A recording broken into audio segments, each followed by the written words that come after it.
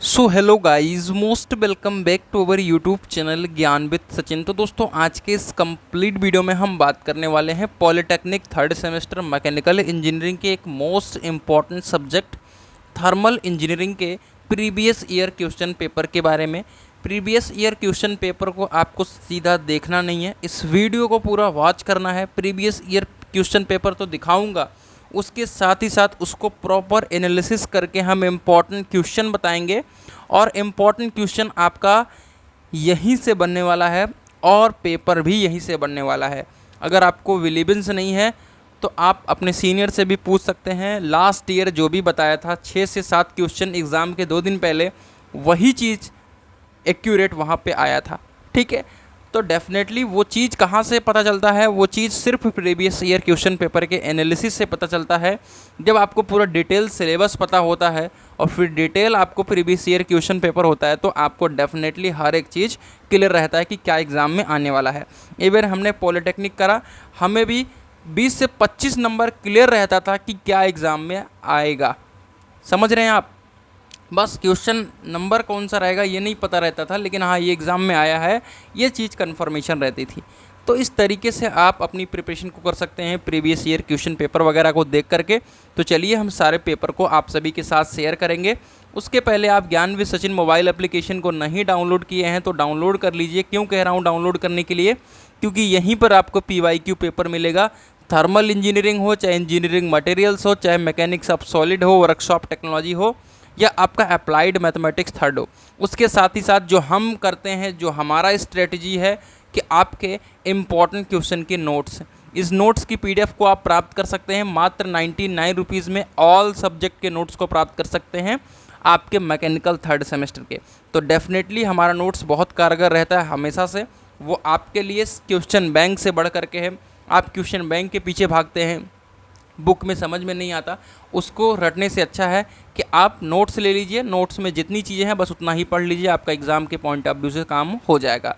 तो चलिए पेपर को हम लोग देखते हैं। तो चलिए एक एक करके हम अपने सारे प्रीवियस ईयर पेपर को एनालिसिस करते हैं। देखिए, मैंने आप सभी को ऑलरेडी बता रखा है कि 1 साल का पेपर एनालिसिस करने से नहीं पता चलेगा। मिनिमम आप सभी के पास 3 to 4 ईयर्स के पेपर होने चाहिए, और ये 3 to 4 ईयर्स के पेपर आपको कहीं ढूंढने की ज़रूरत नहीं है। जब तक मैं हूँ आप सभी के साथ, जब तक मैं आपके पॉलिटेक्निक के बच्चों को गाइड कर रहा हूँ, शायद आप तब तक डिप्लोमा कर लेंगे। तो आपको किसी भी बात को लेकर टेंशन लेने की ज़रूरत नहीं है, क्योंकि मैकेनिकल को सिर्फ मैं ही अच्छी तरीके से रिलेट कर पाऊँगा। देखिए, अलग तरीका है सबका पढ़ाने का। मेरा पढ़ाने का वैसा तरीका नहीं है कि मैं बहुत सारे वीडियोस वगैरह बनाऊं, लेकिन जो आपकी बेसिक नीड्स हैं, जैसे previous year paper, important question, notes वगैरह, वो मैं प्रोवाइड करता रहता हूं, और वही बेसिक नीड आपके पूरे पॉलिटेक्निक को कंप्लीट करा देगी बिना किसी परेशानी के। तो चलिए पहले हम 2019 के पेपर को देखते हैं। देखिए, 2019 के पेपर में पहला चीज़ आप सभी को देखेंगे तो थर्मोडायनेमिक्स का जो 0th लॉ है वो काफ़ी इम्पॉर्टेंट है। तो इसको आप सभी एकदम अपने दिमाग में रख लीजिए कि थर्मोडायनेमिक्स का फर्स्ट लॉ और थर्मोडायनेमिक्स का सेकेंड लॉ ये देख लीजिए। फिर आप चार्ल्स का नियम देख लीजिए, और एक परफेक्ट था आदर्श गैस की परिभाषा ये पूछा है। रिवर्सिबल और इरिवर्सिबल क्रिया की एक एक उदाहरण दीजिए। अभी समझते चलिए क्या क्या क्वेश्चन आया है और क्या क्या पूछेगा। देखिए, न्यूमेरिकल आप सभी का आएगा, लेकिन मैं फिर से कह दे रहा हूँ कि डिप्लोमा में आप सभी का ऑप्शनल आता है।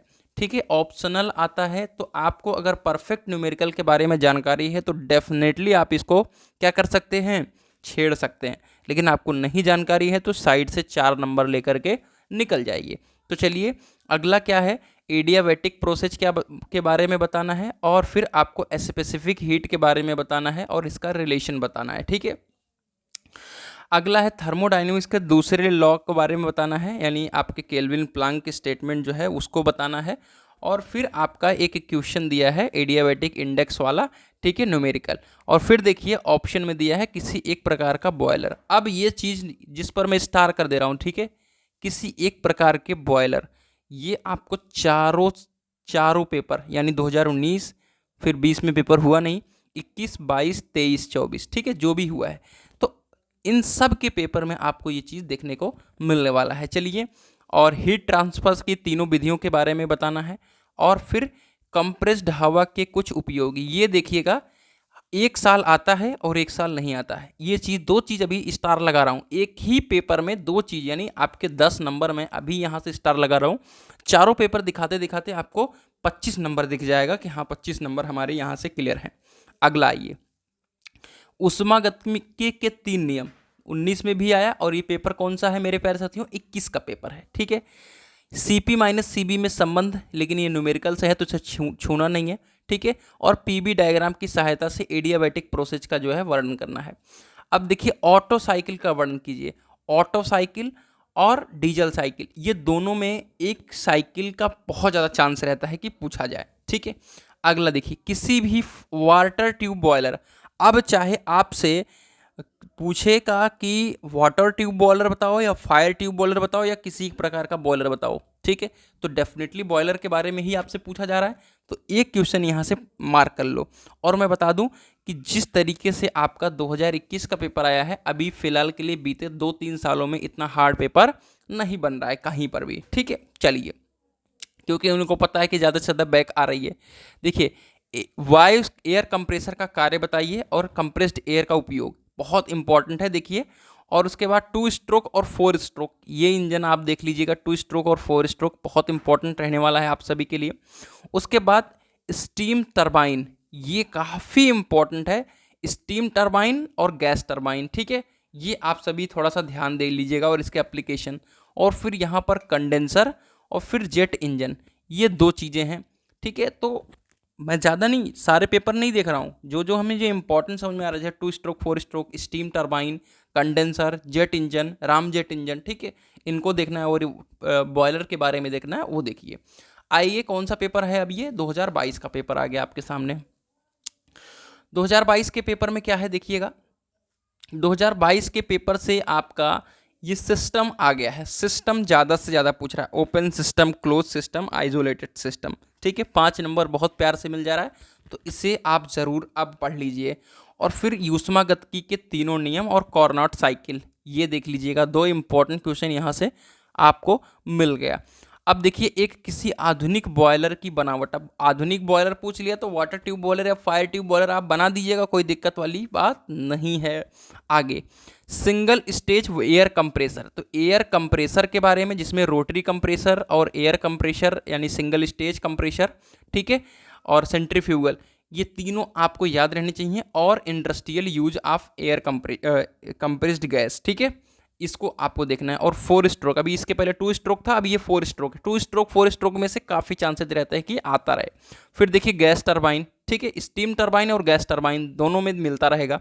फिर देखिए जेट इंजन आ गया, क्लियर हो गई बात।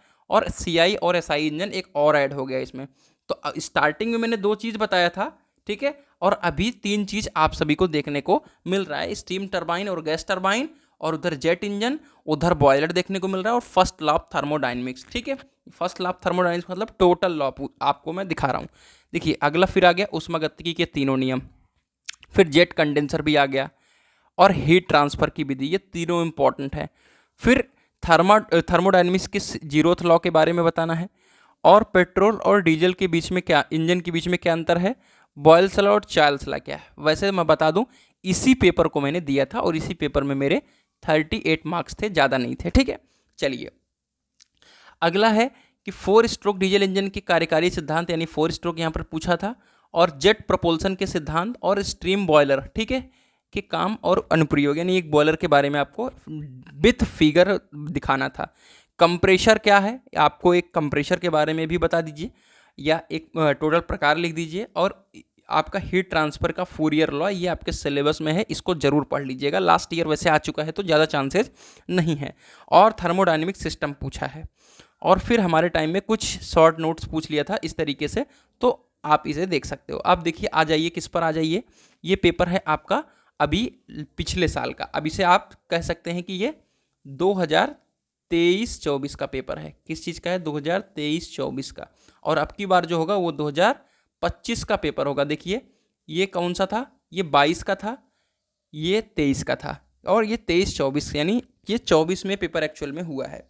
तो अब की बार जो तुम्हारा होगा वो 25 में होगा। ठीक है, चलिए, पहला ही पूछा है थर्मोडायनेमिक सिस्टम, तो ये तो हमेशा आप कंपलसरी देख लीजिएगा। और उसके बाद आइसेंट्रोपिक प्रोसेस और परफेक्ट गैस, ये सब ज़्यादा आप पढ़ने वाले हो तो डेफिनेटली सब पढ़िए। मतलब उन स्टूडेंट्स के लिए मैं स्टार्टिंग से बता दे रहा हूँ जिनकी बैक की समस्याएं रहती हैं, वो चीज़ तो नहीं आए, ठीक है।